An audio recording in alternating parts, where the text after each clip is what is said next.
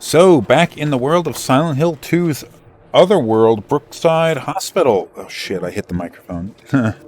We got an elevator button, which I don't know why you would really need that, but fuck, I'm turned around.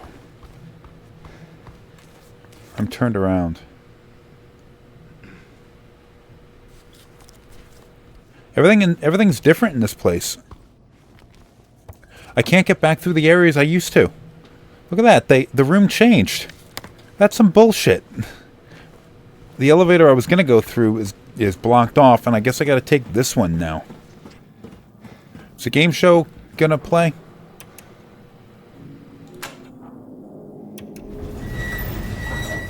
Hey everyone, thanks for tuning in. I guess so. Welcome to another exciting edition of Trick or Treat, where you answer our questions correctly and win a prize beyond your wildest dreams. Or you fail to answer correctly and receive the punishment. It's all in the hands of our lucky contestant, James Sunderland. James, are you ready to play Trick or Treat? Excellent! Here's your first question. In the early 1800s, a terrible disease spread across Silent Hill, resulting in the death of many of its inhabitants. Their bodies thrown into the lake to sleep forever in their watery grave. How many souls were lost during the plague? 1, 42, 2, 67, 3, 85. Know the answer? Well, you better hold on to it. You never know when it might come in handy. Now, on to the second question. Follow Sanders Street heading east and further on to the outskirts of town. One and only one road will take you towards the lumberyard and the cemetery. What is the name of that road? 1. Bachman Road. 2. Munson Street. 3. Wiltsea Road. Did you get that? I sure as hell hope so. And for a third and final question, Silent Hill witnessed a gruesome murder a few years back. A brother and sister were playing in the road when they were attacked and chopped into pieces with an axe. Torn flesh, smashed bones, splattered blood. What a terrible tragedy. What a gruesome end to such innocent lives. One of the victims was a local boy named Billy Locane. But what was the name of the other victim? Billy's sister. 1. Miriam. 2. Heather. 3. Julia. Well, that's the last of our questions. Have you got it all figured out? If so, fantastic.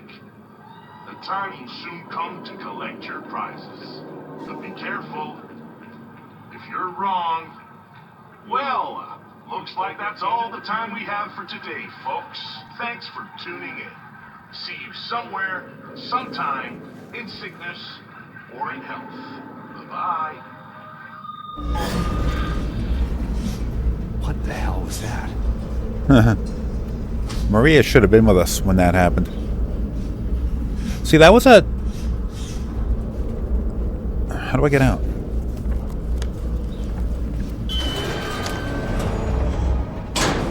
That was something that's a little bit... people have, like, mixed opinions on that whole thing in the original Silent Hill 2. Because on one hand, it comes across as really goofy. All of a sudden, you get this announcer hosting a game show that comes on over the radio. And it's like the concept of the horror of it is just completely off the wall of what had been seen like earlier in the game.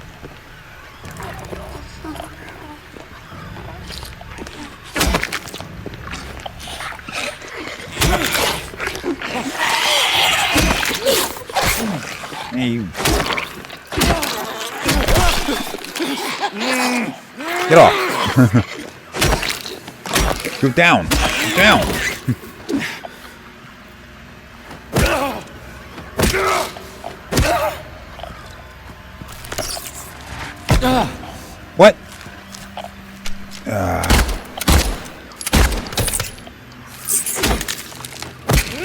And it does seem kind of out of place to suddenly have this announcer guy going and hosting a game show. There's another one.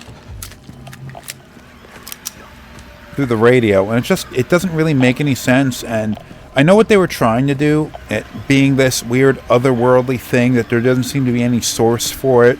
And like, why would this be happening kind of thing? But you run the risk of something like that just coming across as goofy. Sort of like how when they did the director's cut of Resident Evil 1 on the PlayStation 1, they included a... So I'm going to have to... Something, maybe dislodge garbage again? I don't know. What's tossing it down? They changed around some of the soundtracks. And when you get into the basement of the mansion, they changed it to this weird... The music to this weird kind of horn that's just like... And I get that their intention was for it to be like weird and unsettling, but it just came across as so goofy. Like it wasn't unsettling, it was just strange and stupid. So people hated it. Like I got what they were trying to do, they just didn't pull it off. And you can make the same argument for the game show announcer in Silent Hill 2. They were trying to go for strange and unsettling, but it came across as goofy. Oh look, a generator. Old school generator. It's still running. I started this thing up in the fog world. I guess maybe they did a little bit of a better job with it in this. You'd think that maybe they'd consider just removing that, but people would probably like pitch a fit if they removed it completely. But they changed it a little bit enough to, like, they gave the voice of the announcer a little bit of a distortion to make it seem like, oh, this doesn't quite sound human.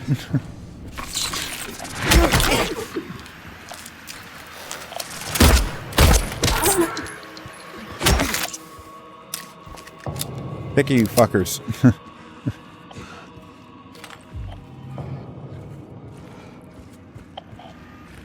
Another one.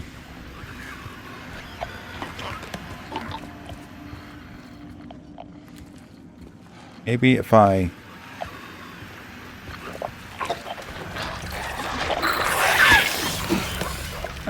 get back here and die.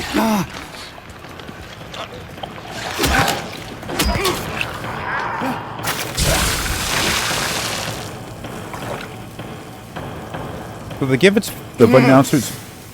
What? I wasn't near it. The announcer's voice a little bit of distortion to make it seem a little bit more otherworldly. Something alien. Like the thing that's voicing on the other side is just not a person. And I get the idea behind that. Maybe they did a better job in this, but I don't know. I actually wasn't really listening to what he was saying. I know he asked 3 questions about plague victims, then the murderer, which I guess was still a reference to Walter Sullivan. But there was a question in the middle I didn't listen to. Because I'm a terrible player.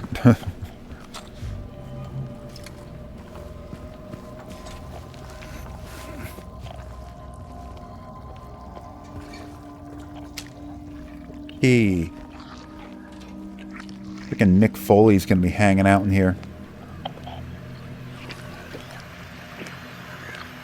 Wonder if I can turn the radio off with a button press.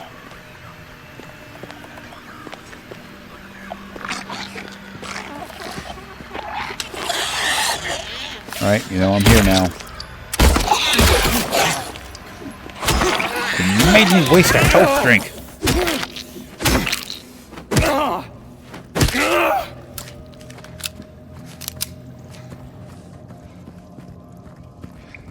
Alright, that's the way I gotta go.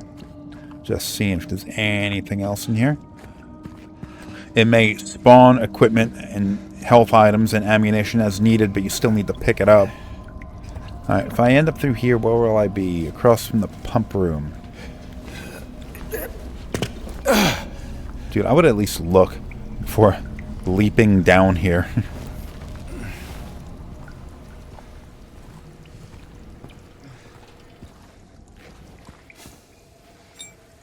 Ah, there's the ring. Oh, shit. Okay. James. Mary! Oh. Maria, I thought... Sorry. Anyway, I'm glad you're alive. Anyway? What do you mean, anyway? I was almost killed back there. I have never been so scared in my whole life. All you care about is that dead wife of yours. You couldn't care less about me, could you? No, I just... Then stay with me. Don't leave me alone again.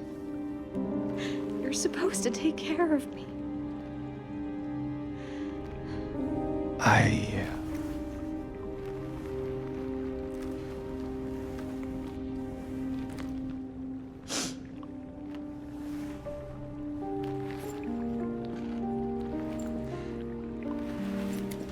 So what about Laura?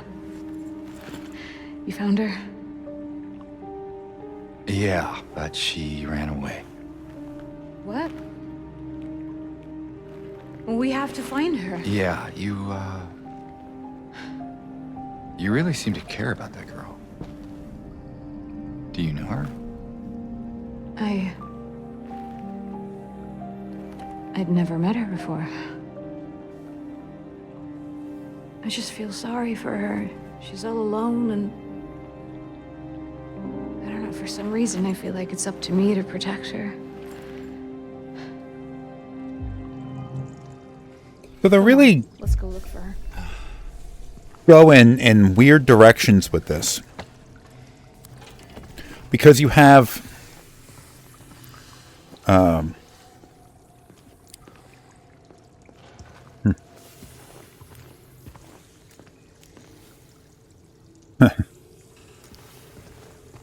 Mary and Maria are not the same person, even though they look very similar. And it was Mary who wanted to adopt Laura when she was in the hospital. And I think even when Mary knew that she was going to die, she still wanted to adopt Laura, thinking that Laura would be the daughter that she never actually had or never could have. And that after Mary died, James would end up taking care of her. So it does show that Mary did have like a certain like sensitive side to her or something like that, even as she was dying and even as she started to treat James really poorly. And so that sentimentality that Laura was somebody that she needed to take care of and protect and all that was something that was going to carry forward into Maria, even if they are actually different people.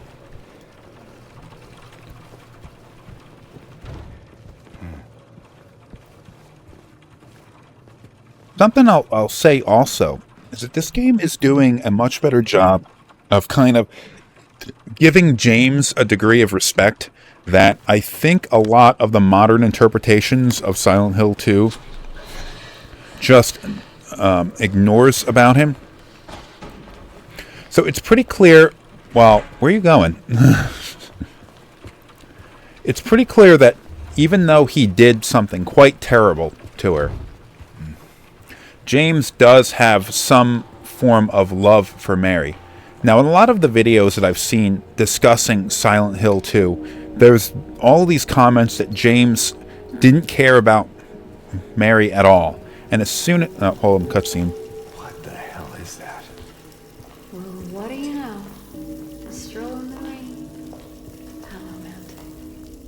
Maria, what are you talking about? I'm trying to keep things light, James. Just you and me. Yeah. What? Sorry. We're near the pool. So, a lot of people who make videos discussing the story, I think there's a lot of things that people get wrong about Silent Hill 2. And one of the things that really has bothered me over the past few years and the evolving discourse surrounding that game is that people seem to think that James didn't care about Maria or didn't care about Mary at all, and that he shows up to Silent Hill out of just pure guilt or denial or something, and he forgets about Mary as soon as Maria comes into his life, which is obviously not true. In fact, the weird outburst that Maria had there about James not seeming to care about her was something that happened in the original game, because he doesn't. He only gets excited when he sees her because he thinks for a moment that he ran into Mary, not that he's seeing Maria again. He tried leaving Maria behind when he came up to her at the docks. He's constantly dismissing her because she's not who she appears to be. She is not actually Mary, and he knows that. But the way the commentary on that game keeps going about is everyone thinks like, oh, geez, Maria's here, so he doesn't give a shit. No. Is that what I think it is? What? What do you think it is? A refrigerator? Yes, it is a refrigerator.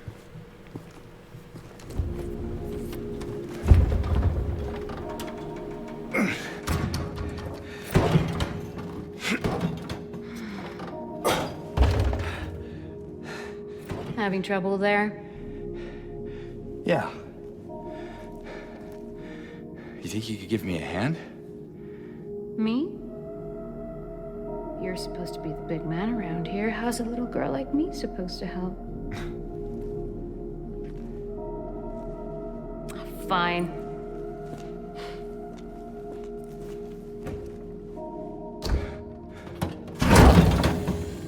Oh, God.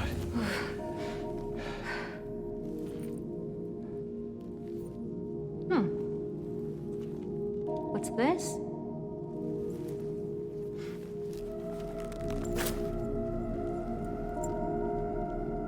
Not very cute, is it? Here, why don't you take it? Thanks.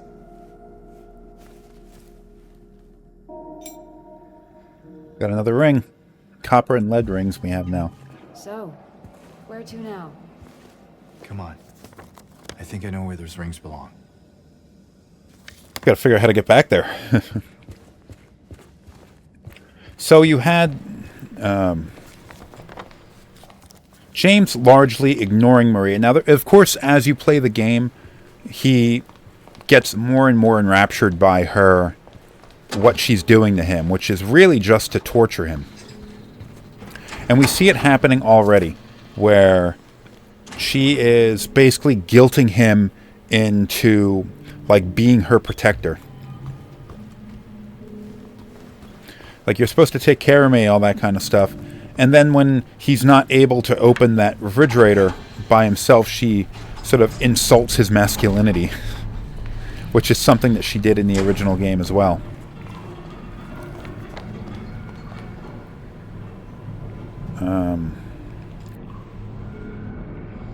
How do I get back?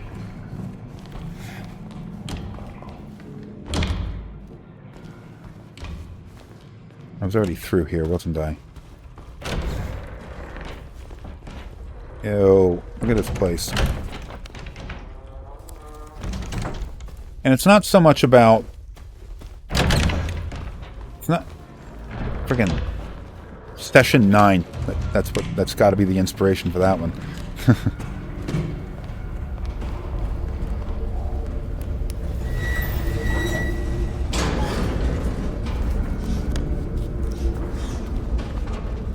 This looks... Fuck. Oh, I know what this is. This is the questions. Oh, fuck.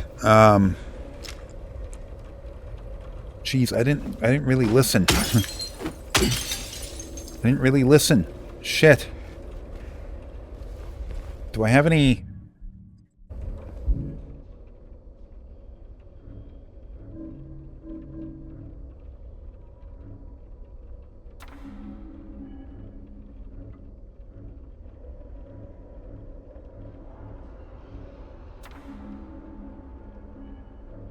I don't remember the questions, much less the answers. These fucking multiple choice things.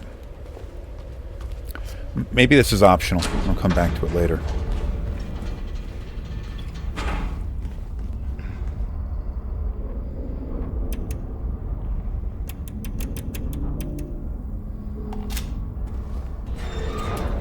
I gotta go to the second floor. But Maria is laying it on thick. I guess there is a certain, like, appeal to his masculinity that she's trying to play off of. Telling him that he's supposed to be protecting her. Trying to essentially make him fall in love with her. Even though she's not who he wants. What's wrong? Let's just get out of here, okay?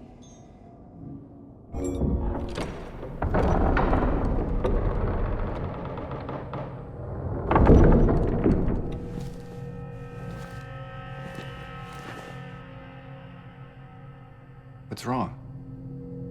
I thought you wanted to get out of here. I know. It's just... something doesn't feel right. Come on. It's gonna be fine.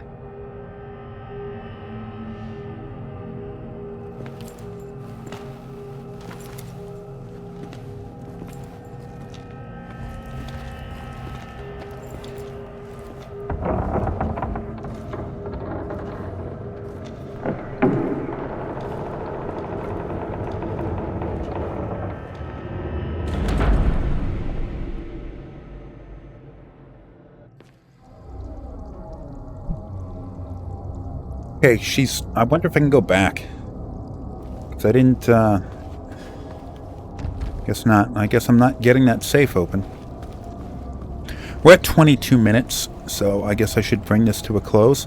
But I do note that, like, it is kind of interesting that she's hesitant to go in here. Because after all, this is where she will die. And, I mean, is she aware of that? And she's... like, I always questioned how aware Maria was of her own nature and her fate and her reason for being. So maybe she's aware of it, maybe she's not. Maybe she's just sort of subconsciously being driven to do something, to do what she does. And it's possible that, like, in some fashion, she is subconsciously aware that she's going to die down here because she's supposed to. And she has, like, a fear response to that. But anyway, I have to finish